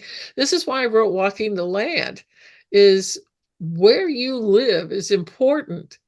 And it starts with the geology of it. And then it starts with, well, do you have an aquifer under you, or do you have a river, or do you have a stream under you that you don't know about? Which way is it running? Is it running under your house? Oh, you say you can't sleep. Well, okay, but you've already built a house over it because you didn't know any better.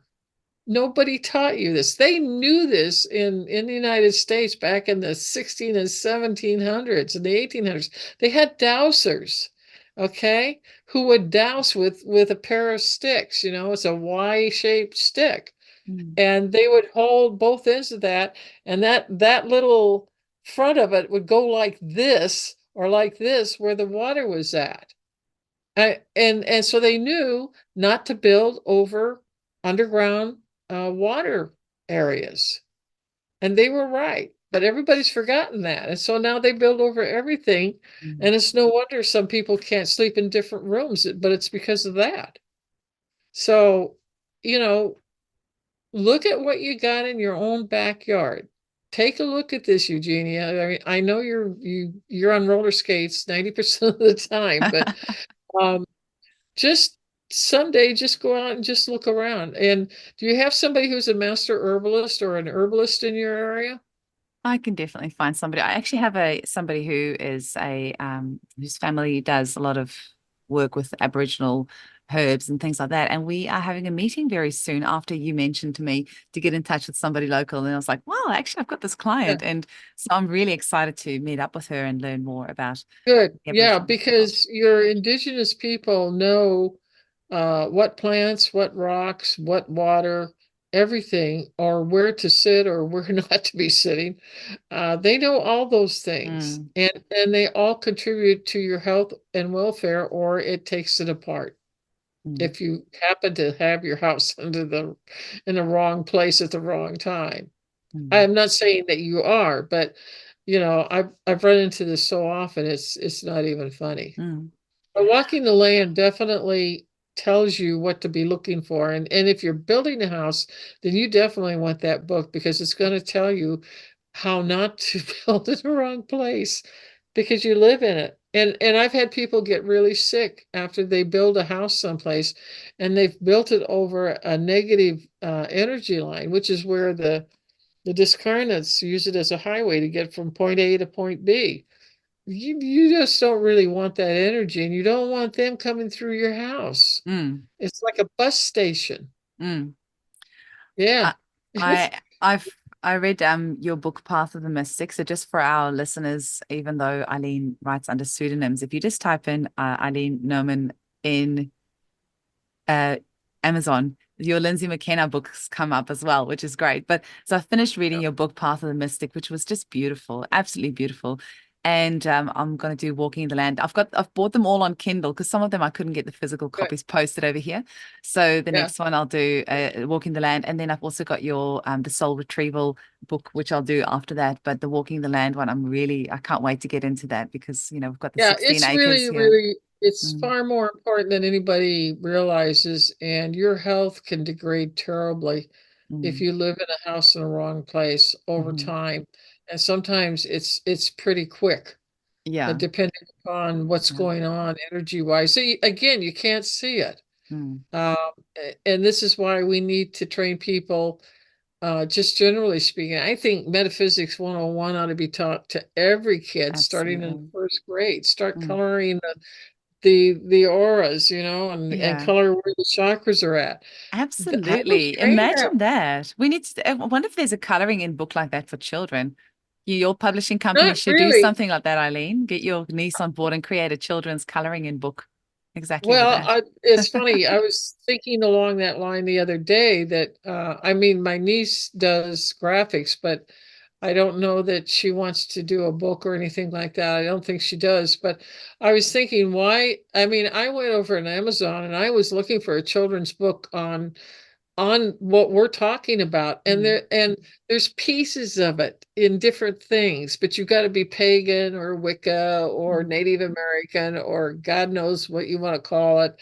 And but it's disparate. It's mm, not been brought together like it needs to be. mm, My mom used to she would buy me coloring books, and I had coloring crayons, and she would sit with me and say, and she'd start a line around the body of the figure, okay, and she would say, this is the etheric, okay, and she'd always use a gray color for it. She says, now I want you to put that all the way around it. And of course I'd go, what, mommy? I want a different color. No. you know but that was her way of teaching, mm, you know and it wasn't done in a school, it was done at home. mm, And I would love to see some illustrator who we could work with to do something like that. It is so badly needed. mm, I just can't believe that somebody hasn't done just Energy 101, just mm. something simple. I mean, look at this. Sherry did a beautiful job on this. And it reminds me of my days when I was a young kid with color crayons. That's The beautiful. same Maybe thing. maybe we can get some listeners to create some beautiful downloadable coloring in PDFs that, people can download and just give to their children to color in. And yeah, but just with the great That's a good colors. idea Yeah. too. Yeah, Yeah. that's a good idea Yeah. because you're not hurting the child, you're opening them up. Yeah. And kids see your aura anyway. I mean, 5, 6 years old, they're telling you what colors that they see around a Wow. person. They're totally open. Yeah. Nobody shut them down. Yeah. I, And it's like, Eileen, I have this one thing that's I asked you earlier, but I don't think I explained it really well. So when you said that it's the auras are going, sorry, the chakras are going in a clockwise, do you mean if you're looking at the person or from their body? So for example, if from this their is my body. No, okay, it's so if this from, is okay, that's what no, I thought. I just wanted to it's double check. from your body. Okay, so it'll be Okay. counterclockwise going. Okay, that makes sense. That's right. You got I it. assumed You it was, got but it. then I was like, if you're looking at the person and you okay. I was overthinking it. That tends to be my thing that I do anyway. You need to put your head into your heart, okay? Well, Every once in a while, yeah, but also just you've to made cool me it down. well, I am quite ADHD, which I use to my advantage, because Ah, there's lots you can do when you know a bit more about it. But now you've no, said no, about I this know how amethyst, and then I'm brilliant. like, I've been sleeping with it next to my bed the last couple of nights, and I'm like, oh, maybe I need to move it away a little bit further. Well, these children who have this are brilliant. They're brilliant Give this to minds. me. There you go. Yeah. Yeah, Oh, so that's heavy. not beautiful. Yeah. Yeah. Um, I no, just figured this is the nice chatty part. If anybody is still with us after all of this, then they yeah. deserve to be part of our conversation. There we go. There It's we a go. beautiful amethyst. It's It really beautiful. is. Hey, yeah, I love it. Yeah. It's Well, amazing. and keep it close to you because it's a good friend. Yeah, no, it definitely is. And then I'll Yeah. blur my background again for those so we don't give people strokes from watching the mattress toppers that we have on the walls to be sound protection. That's all right. This They're is looking actually at you, not the patterns. Don't worry about it. yeah, I actually love because our interviews have been like more, in the 2 hour range, which is really lovely because normally we turn, press the stop button at the hour mark. And then I often get to have nice chats with the guests, which is more kind of candid and informal and just, the energy of it is different. And it's really nice for our listeners who are still hanging out with us right now, if they haven't, if we haven't lost them yet, that they get to be part of this lovely candid conversation that Yeah. it is a little bit different. Well, yeah, and everybody has something of value to contribute too, and that's why I love teaching my shamanic students. I would have 6 or 12 of them in at a time from around the world, sitting on the carpeted floor of our living room, Wow. and being there with them and talking and sharing, and we would go out and do one flower or we'd do one bush or something in the southwestern Arizona area, and I learned as much as I gave out of what I knew. And that's the Aquarian age, and that's why we're here and that's why we're doing this. It's one for all and all for one. And we all have something to contribute. We all have experiences that nobody else has. Mm. And that's what I'm interested in is, what has spurred you forward? What do you really love to do? And are you zeroed in on that? And are you doing it? Like Eugenia, you definitely are zeroed in. There's no question. I mean, you're like a cosmic podcast mother. I do. That's a compliment, by the way. I do. Thank you. I know I feel that, but it took me so many years. Like every now and again, I start to feel guilty that I am literally living the life that I would love to live from a professional point of view. I mean, I have the best family as well. So definitely from a family, my husband and my kids are incredible. Um, and I almost feel guilty because I feel like, oh, that imposter syndrome comes in. I feel like I don't deserve it. But then I just think it took me so many years of finding my passion and walking that path. And then I'm like, no, I need to do this. And the reality is all of us deserve to do this. All of us deserve to live in our passion and do things that fire us up and light us up because that's our right. Yes, it is. It's a journey to get there. It's a journey. And it's Yeah, it not makes you always a lot easy. stronger. So I've It's definitely never, dipping through burnout now and again. And, you've recently given me some phosphoric acid, which has been an incredible journey. It's just picked me up and held me so much. I'm just loving it. But now I have to just make sure that I'm not then dipping back in now that I have the more energy, not then do even more, right? Just staying in that balance.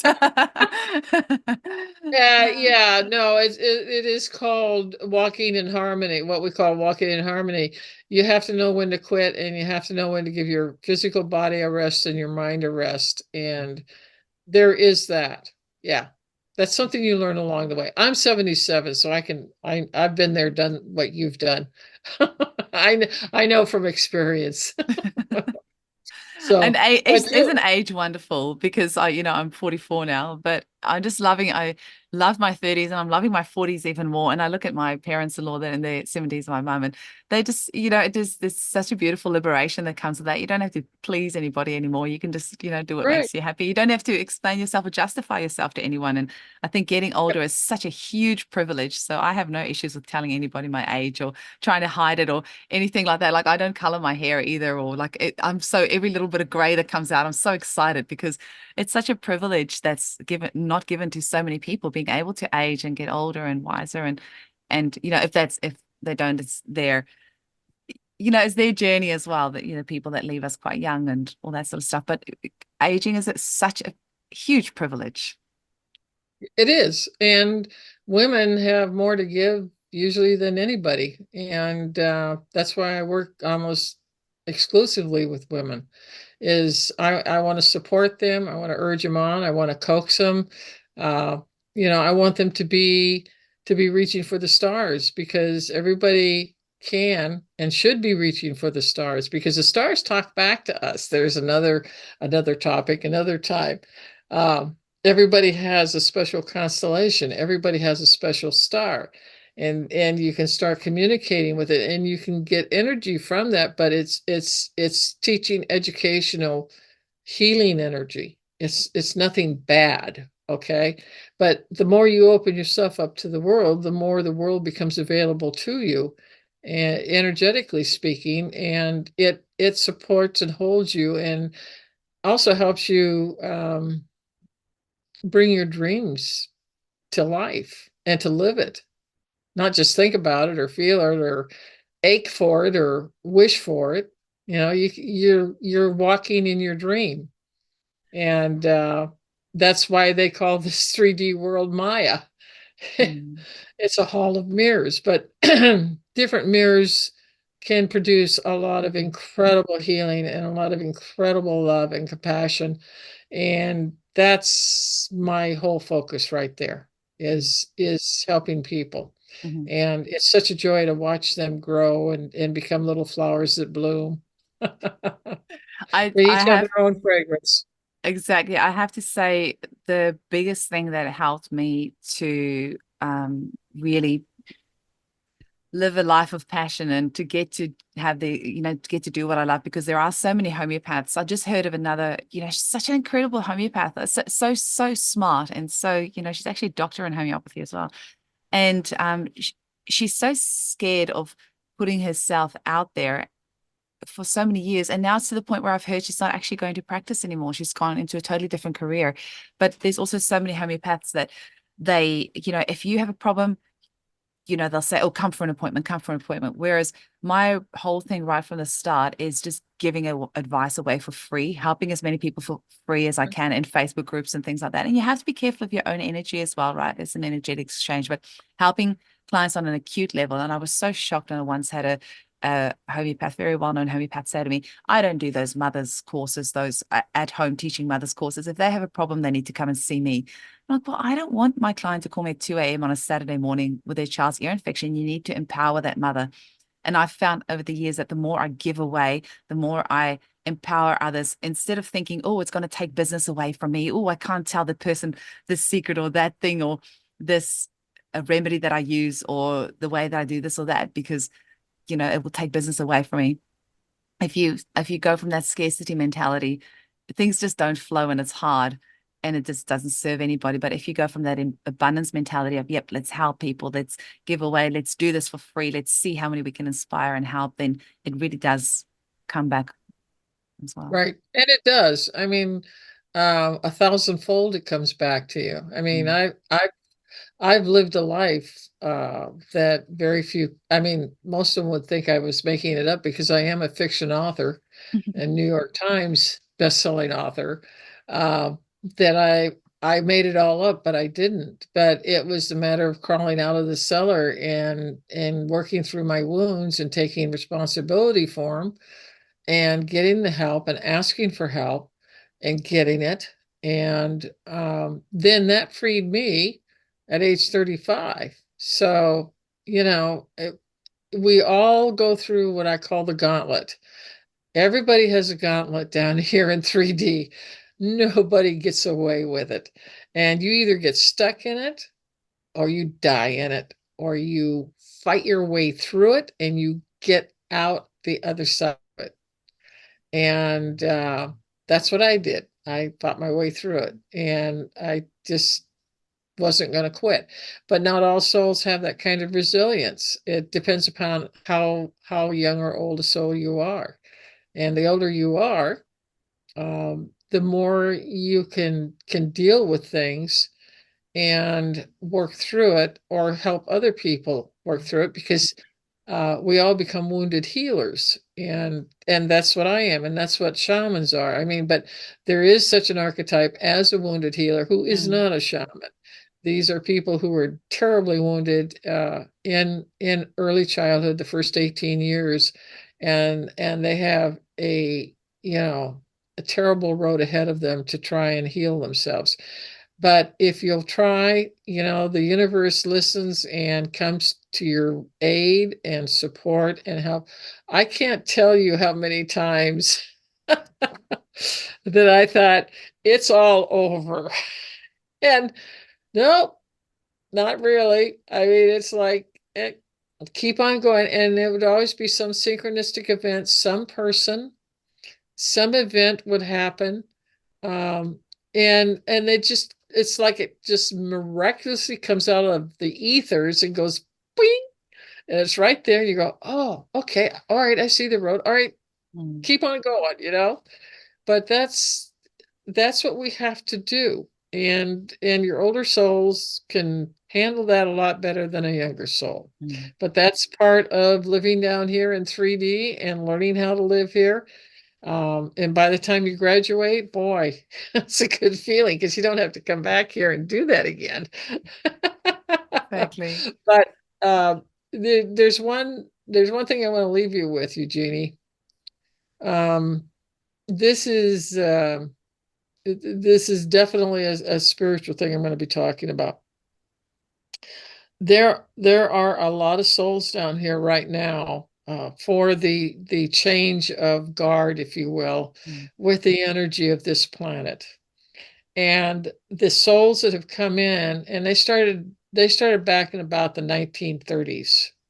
Okay. And these are what we call mission souls.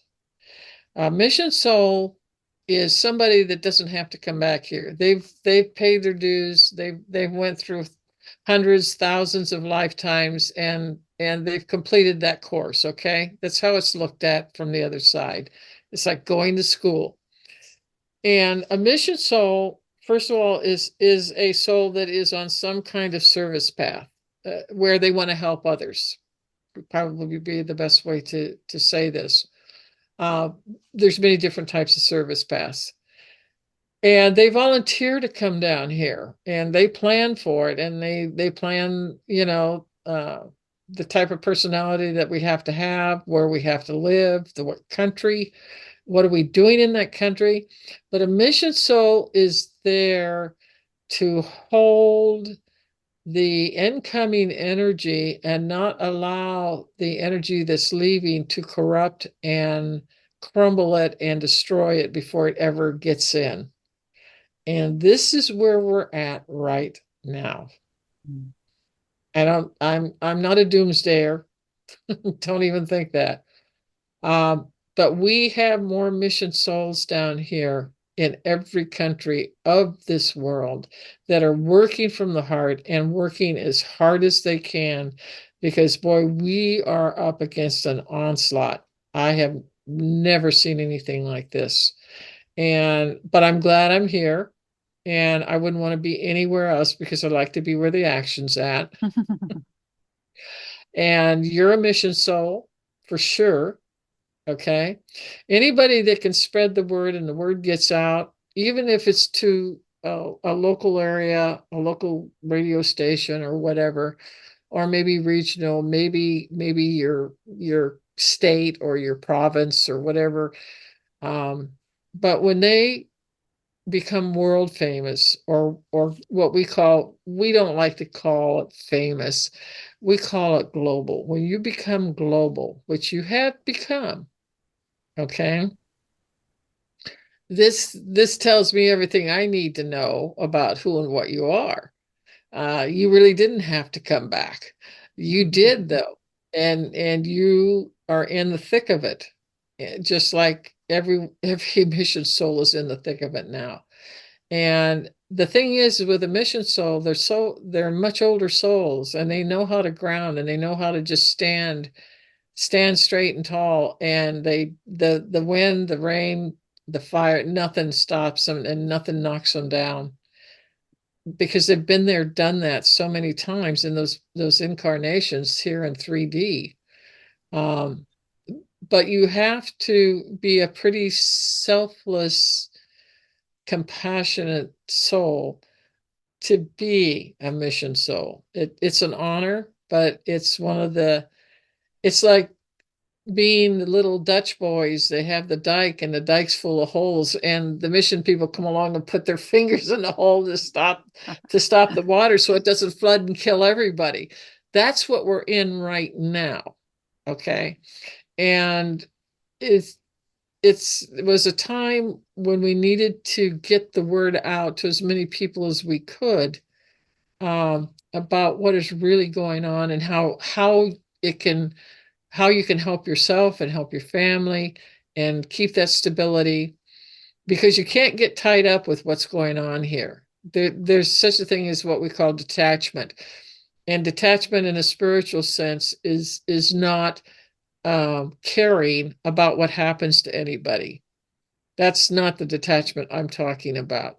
The detachment is you love everyone, and you do not allow what everyone is doing to each other to harm or kill or murder or torture them or whatever, but you love them anyway, and you work with that love, and that makes the difference. That's what makes a mission soul who they are. um, it's an incredible time that we live in here now, and it only happens once every 21 to 2500 years. And here we are in the breach of it, big time. It's an exciting time. I'm very excited about it. I feel very positive about it. I know the people I work with are hell on wheels. You know, they are not going to give up, and they're not going to give in, and they are going to see this new world coming for all of us. And it's going to free everybody from here on out. I just can't think of a more important time to be in body than right now. Mm. I don't know if you've thought about it on that scale, but I wanted to kind of share it with you because that's the scale where I live. And I'm aware of these things. And at night, mission souls go out with their astral body, and we are in battles. We are dealing with the darkest of the dark right now. And we are protected, and we are not going to get killed, but we're working 24/7, 365 right now. It's balls to the wall, for lack of a better word. That's exactly where we're at. You'll have to do So 366 this year. We've got a leap year, Eileen. that's fine. Extra day I for you. don't care how many days, it doesn't matter.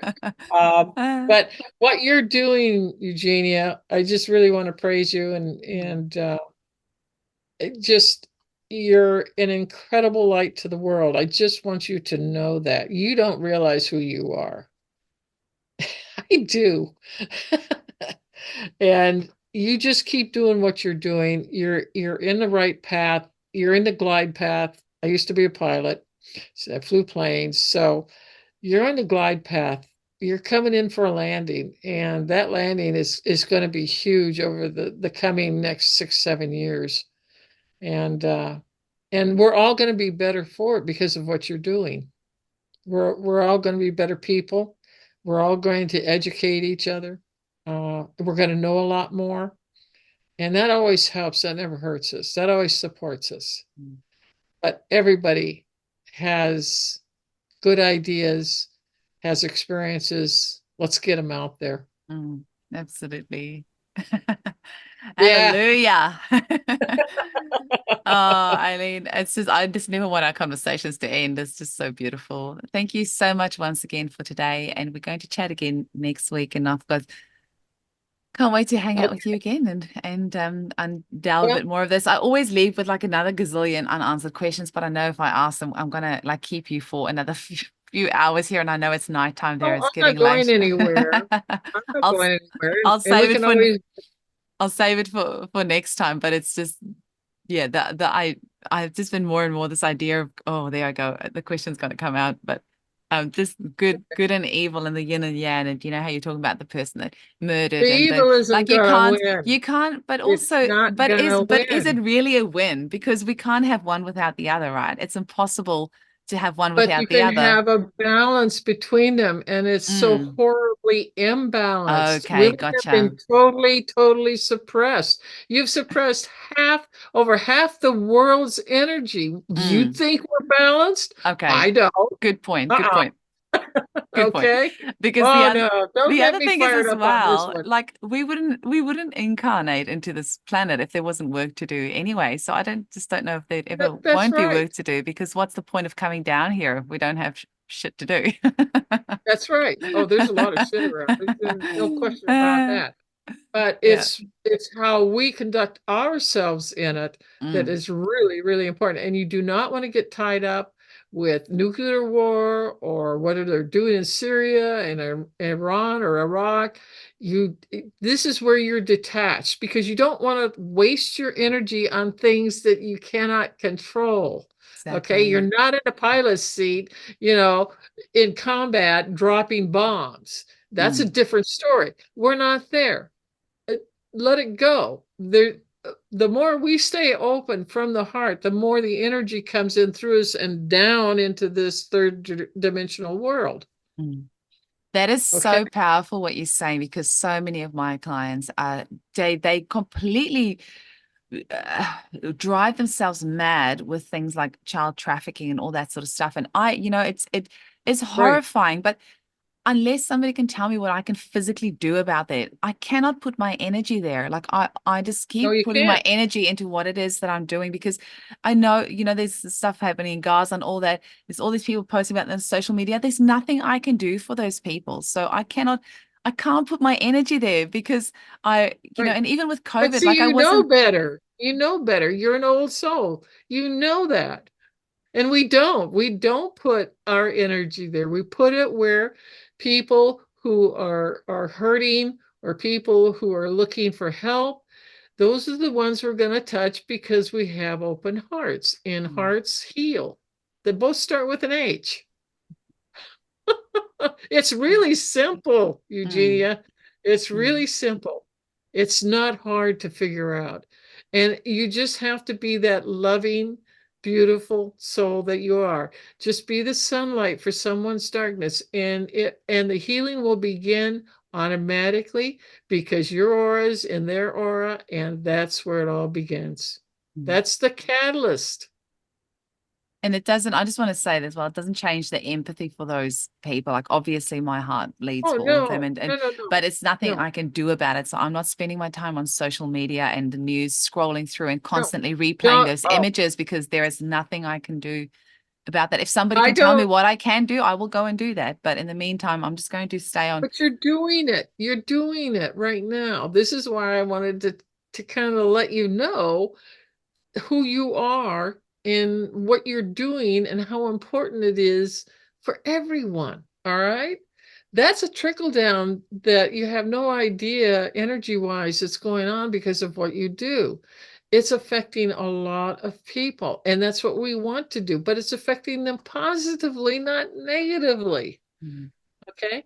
And if they don't want to go along with you, and if they don't agree, that's fine. Bless them mm, and let them decide what they want to do. But you know what you have to mm, do. Okay. So just be who you are. and you don't have to apologize to anybody. Mm. Okay? Thanks, Eileen.